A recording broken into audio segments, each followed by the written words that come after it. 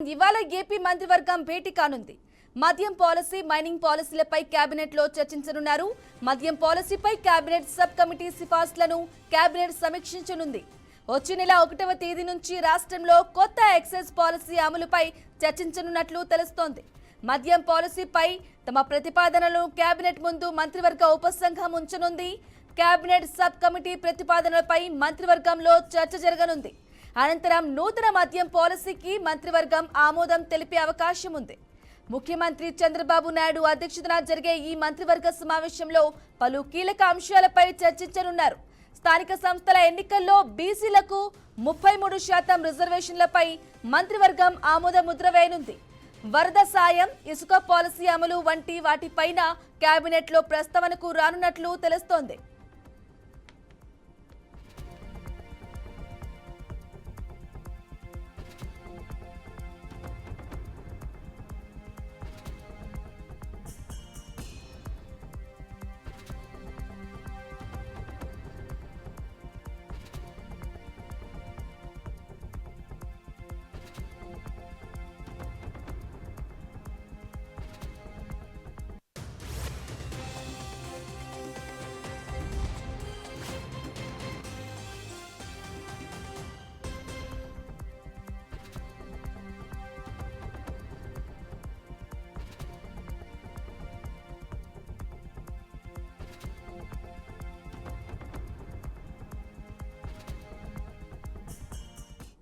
Right, breaking news చూస్తున్నాం. ఇవాళ AP మంత్రివర్గం భేటీ కానుంది.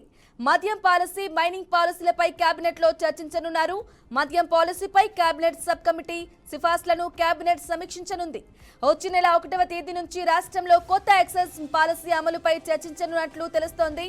మద్యం పాలసీపై తమ ప్రతిపాదనలను కేబినెట్ ముందు మంత్రివర్గ ఉపసంఘం ఉంచనుంది. కేబినెట్ సబ్ కమిటీ ప్రతిపాదనలపై మంత్రివర్గంలో చర్చ జరగనుంది.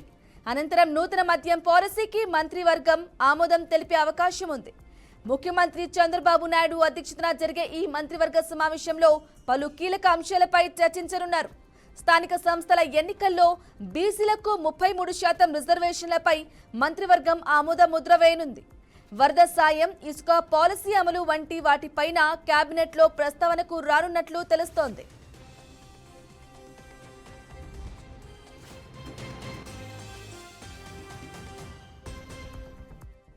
ఇక ఇదే అంశంపై మరింత సమాచారం అందించడానికి మా విజయవాడ ప్రతినిధి శ్రీనివాస్ అందిస్తారు. శ్రీనివాస్, చెప్పండి. నేడు ఏపీ కేబినెట్ భేటీ అవనున్నట్లుగా తెలుస్తోంది. అలాగే నూతన మద్యం పాలసీ ఆమోదంపై, అలాగే మైనింగ్ పాలసీపై చర్చ జరుగుతున్నట్లుగా తెలుస్తోంది.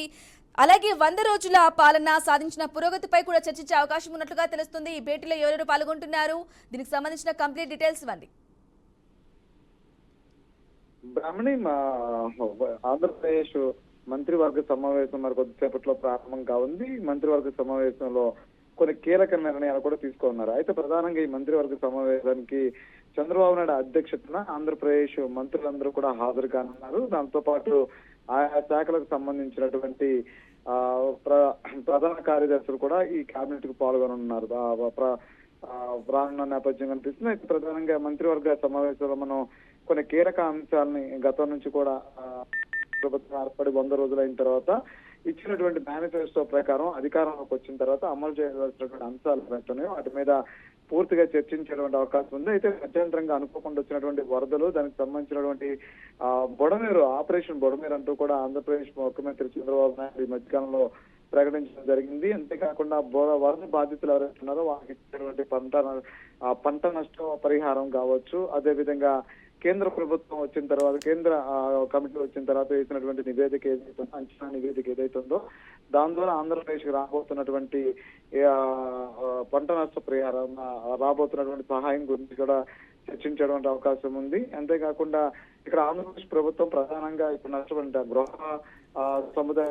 గృహానికి సముదాయాలు కోల్పోయినటువంటి పరిస్థితుల్లో వారికి ఇప్పుడు ఆంధ్రప్రదేశ్ ప్రభుత్వం కొంతమేర ఉపశమనం కలిగిస్తూ కూడా కొంత ఆదాయాన్ని కొంతవరకు సపోర్ట్ ఇస్తామని చెప్పంటూ కూడా 25,000 రూపాయలు, గ్రౌండ్ ఫ్లోర్ లో ఉన్న వాళ్ళకి 25,000 రూపాయలు, ఫస్ట్ ఫ్లోర్ లో ఉన్న వాళ్ళకి 10,000 రూపాయలు కూడా ఆర్థిక సహాయం అందిస్తామని చెప్పని కూడా చంద్రబాబు నాయుడు స్వయంగా ఒక కొంత అమౌంట్ కూడా రిలీజ్ చేయడం కూడా జరిగింది. అయితే దీనికి సంబంధించి మనం చూసినట్లయితే పారిశ్రామిక అభివృద్ధి, విద్యుత్ సంస్కరణ, దీనికి సంబంధించి ప్రధానంగా కీలకంగా కాబోతుంది. ఆంధ్రప్రదేశ్ అమరావతి నిర్మాణం అనేది పారిశ్రామిక అభివృద్ధితో ముడిపడి ఉన్నటువంటి అంశం. అయితే పారిశ్రామిక అభివృద్ధిని ముందుకు తీసుకెళ్లాలి అనే అంశాన్ని పూర్తిగా దీని మీద పూర్తిగా డిస్కస్ చేసే అవకాశం ఉంది. అంతేకాకుండా విద్యుత్ సంస్కరణ గతంలో మనం చూసినట్లయితే విద్యుత్ కొనుగోలు కావచ్చు, విద్యుత్తుని మనం వినియోగించినటువంటి విధానాలు కావచ్చు, అంతేకాకుండా సోలార్ సిస్టమ్ ఉన్నప్పుడు కూడా వాటికి మనం వాడుకోకుండా డబ్బులు కట్టినటువంటి పరిస్థితులు కావచ్చు. ఇవన్నీ కూడా ఈ మధ్యకాలంలో ఏదైతే శ్వేతపత్రం రిలీజ్ ఉందో ఆ అంశాలను కూడా విద్యుత్ మీద శ్వేతపత్రాన్ని కూడా రిలీజ్ చేసినటువంటి పరిస్థితి ఉంది. కాబట్టి దాని మీద పూర్తి విద్యుత్ సంస్కరణకు సంబంధించినటువంటి అంశాలను కూడా కీలకంగా చర్చించబోతున్నట్టు తెలుస్తుంది. అయితే పారిశ్రామిక అభివృద్ధి వైపు ఎక్కువ అడుగులేస్తున్న నేపథ్యం కూడా కనిపిస్తుంది. మరో పక్క నుంచి నూతన మద్యం పాలసీ విధానం ఏదైతే ఉందో దానికి ఈ నెల 31 అంటే అక్టోబర్ లోపు అక్టోబర్ 1 నుంచి కూడా నూతన మద్యం విధానాన్ని తీసుకురాలని చెప్పిన ప్రభుత్వం ఆలోచన చేస్తున్న పరిస్థితి ఉంది. అయితే క్రితం ఆంధ్రప్రదేశ్ లో ఏవైతే మనుగోళ్ళు కొనుగోలు ఉన్నటువంటి బ్రాండ్స్ ఏవైతే ఉన్నాయో ఆ బ్రాండ్స్ అన్నింటినీ కూడా పాత మద్యం ధరలు ఏవైతే ఉన్నాయో ఆ మద్యం ధరలకే మళ్ళా కొనుగోలుగా విక్రయదారులకు అందుబాటులో తీసుకొచ్చే ప్రయత్నం చేస్తున్నారు. అయితే గతంలో గత ప్రభుత్వం తీసుకున్నటువంటి మద్యం పాలసీ విధానంలో వాళ్ళు మద్యం పూర్తిగా నిషేధం అని చెప్పారు. మద్యపాన నిషేధం అంటూ కూడా 5 సంవత్సరాల పాటు మద్యం మీద అధిక భారం మోపుతూ కూడా దాని మీద అప్పులు తీసుకొచ్చినటువంటి పరిస్థితి చూస్తాం. కాబట్టి దాన్ని పూర్తిగా నియంత్రించే విధంగా కూడా పాత మద్యం విధానం ఏదైతే ఉందో దాన్ని తీసుకొచ్చే పరిస్థితి దాన్ని తీసుకొస్తున్నట్టు కూడా తెలుస్తుంది. ఇక తర్వాత 100 రోజులు దాని గురించి సంబంధించి పూర్తిగా 100 రోజుల పరిపాలన ఎలా జరిగింది, 100 రోజుల్లో వచ్చినటువంటి ఒడిదుడుకుల్ని ప్రభుత్వం ఎలా ఎదుర్కోగలిగింది, ఇద్దరికి ఎంతవరకు కూడా మంత్రులు సేవలు అందించగలిగారు, అంతేకాకుండా ఆయా శాఖల్లో మంత్రులు ఇప్పటి వరకు ఏం తెలుసుకోగలిగారు, ముందు రోజులు ఎలా పనిచేయబోతున్నారంటే అనే అంశాల మీద ఇటు పవన్ కళ్యాణ్ అదేవిధంగా చంద్రబాబు అధ్యక్షుడు కూడా మాట్లాడేటువంటి అవకాశం కనిపిస్తుంది. తర్వాత ఈరోజు సాయంత్రం 4 గంటలకి పూర్తిగా మంత్రులతో మరొకసారి కూటమి నేతల ముగ్గురు కూడా సమావేశం కానున్న పరిస్థితి ఉంది. అలాగే శ్రీనివాస్ చెప్పండి, మీరు ఇంతకు ముందు చెప్పినట్లు ఆపరేషన్ బుడమేరుకు సంబంధించి నిన్న ప్రెస్ మీట్ లో సీఎం చంద్రబాబు కూడా మాట్లాడడం జరిగింది. బుడమేరు వాగు ఆక్రమణకు గురైంది, అలాగే ఆపరేషన్ బుడమేరు అని ప్రకటించారు. దీనిపై ఈ రోజు ఒక ప్రకటన వచ్చే అవకాశం ఉందంటారా? పూర్తిగా ఆల్రెడీ బుడమేరు ప్రక్షాళనకు సంబంధించినటువంటి ఏదైతే ఆపరేషన్ బుడమేరు అనే దాని మీద మరొక హైడ్రా అని చెప్పుకోవచ్చు. ఎందుకంటే ఆపరేషన్ బుడమేరు కింద గతంలో రాజశేఖర రెడ్డి గవర్నమెంట్ ఉన్నప్పుడు ఒక జీవో జారీ చేయడం జరిగింది, కొల్లేరులో ఆక్రమణలు కొట్టివేయాలంటూ కూడా. అయితే కొన్ని అనివార్య కారణాల వల్ల ఆ జీవో నిలిచిపోయినటువంటి పరిస్థితి. మరొకసారి చంద్రబాబు నాయుడు అధికారంలోకి వచ్చిన తర్వాత వచ్చినటువంటి వరద, ప్రధానంగా మనం చూసినట్లయితే వరద రావటం ఒక ఎత్తు అయితే కనుక వర్షాలు పడటం ఒక ఎత్తు, విజయవాడలో వరద ముప్పు గురవడం ఒక ఎత్తు అయితే బుడమేరు కట్టలు తెగడం వల్ల విజయవాడ ప్రాంత ప్రజలు ఎంత నష్టపోయారు, ప్రభుత్వం దానివల్ల ఎంత నష్టపోయింది, ఎలాంటి పరిస్థితులను ఎదుర్కోవాల్సి వచ్చింది, ప్రజల ప్రాణాలు కాపాడేందుకు, అంతేకాకుండా ప్రజలని యొక్క ఇబ్బందుల్ని పడకుండా ఉండేందుకు తీసుకోవాల్సిన చర్యల్లో భాగంగా ప్రభుత్వం ఎంత కష్టపడింది చూసి. కాబట్టి దీనికి సంబంధించి ఆపరేషన్ బుడమేరు కింద ఆక్రమణలు ఏవైతున్నాయో ఆక్రమణలన్నింటినీ కూడా పూర్తి స్థాయిలో తొలగించేందుకు సిద్ధమవుతున్నట్టు తెలుస్తుంది. అయితే దీనికి సంబంధించి ఇప్పటికే ప్రతి గ్రామం నుంచి అంటే బుడమేరు కింద ఉన్నటువంటి ప్రతి ప్రాంతం నుంచి కూడా ఆక్రమణలు ఎలా నిర్మాణం అయ్యాయి, ఆక్రమణకు సంబంధించినటువంటి పూర్తి నివేదికలన్నీ కూడా సిద్ధం చేయాలంటూ ఇప్పుడు కూడా ఆదేశాలు ఇచ్చిన నేపథ్యం ఉంది. కాబట్టి దీనికి సంబంధించి కొద్ది రోజుల్లో అంటే ఆపరేషన్ బుడమేరు మీద చర్చించిన తర్వాత కొద్ది రోజుల్లో హైడ్రా లాంటి ఒక అంశాన్ని తెర మీద తీసుకురాబోతున్నారనేది మాత్రం చాలా స్పష్టంగా తెలుస్తుంది. ఒకసారి ఆపరేషన్ బుడమేరు కింద కనుక ఆక్రమణలు తొలగిస్తే కనుక ఆంధ్రప్రదేశ్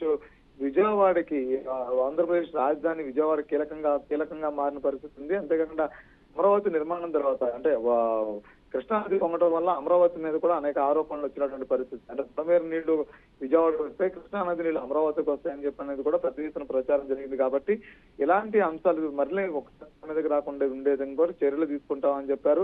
ఇలాంటి ముప్పు వరద కానీ మరొకసారి విజయవాడ తాకదు అంటూ కూడా చంద్రబాబు నాయుడు హామీ ఇచ్చిన నేపథ్యంలో కూడా ఆపరేషన్ బుడమేరుని సక్సెస్ఫుల్ గా ముందుకు తీసుకెళ్తారు. ఈ అంశం మాత్రం చాలా సీరియస్ గా కేబినెట్ లో చర్చిస్తారనేది కూడా చెప్పుకోవచ్చు. Right Srinivas, thank you for the updates.